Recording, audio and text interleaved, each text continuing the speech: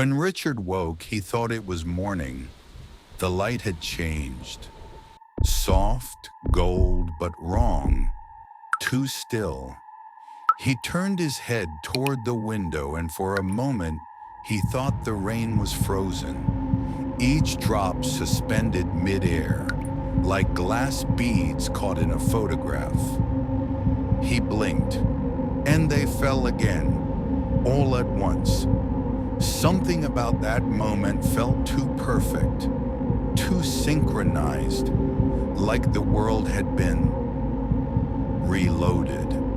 Television came alive on its own. No remote, no sound, just static, white noise that felt alive. He crossed the room, each step echoing louder than the last. And then he heard it. Do you remember what you did, Richard?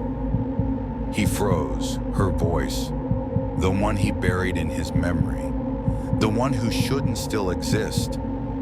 He unplugged the TV, but the static didn't stop. It was bleeding through the walls. Behind him, a sound.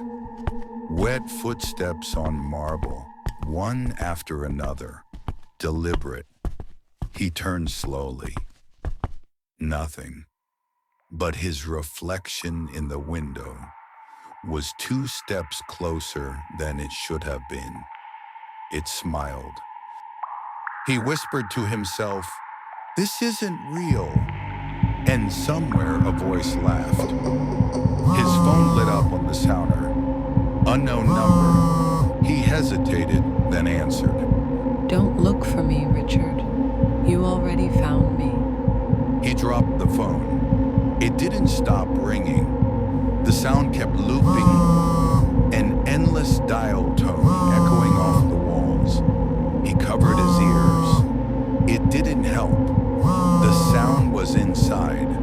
He stumbled back toward the TV. The screen was blank now, but something was playing. A faint image flickering between frames. It was him, sitting exactly where he stood now, repeating the same motion again and again. This isn't real. His pulse quickened. His reflection mouthed the words at the same time, but not in sync. A delay, like the world was lagging. Something glinted on the wall. A line scratched into the paint. He ran his fingers over it. The metal felt warm. 2 words. Room 29. He stared at it until the letters began to fade, like they were never really carved at all. He turned toward the mirror.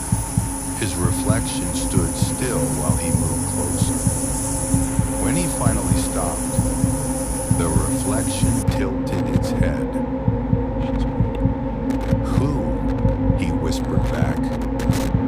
No answer, just his face. Now half his, half something else. For a second, he thought he saw her. Lauren. Her features melted into his, and he realized he didn't know whose eyes he was looking through anymore. Outside, the skyline flickered, one light at a time, like Morse code. His reflection blinked twice. The city answered. Then silence. He looked back to the bed. It was made perfect, like he'd never slept in it. And in the middle of the sheets, a note. Text on note, read aloud by Lauren. You don't wake up from room 29. You reboot. He closed his eyes, and for the first time, the silence felt artificial. He wasn't alone. He never had been.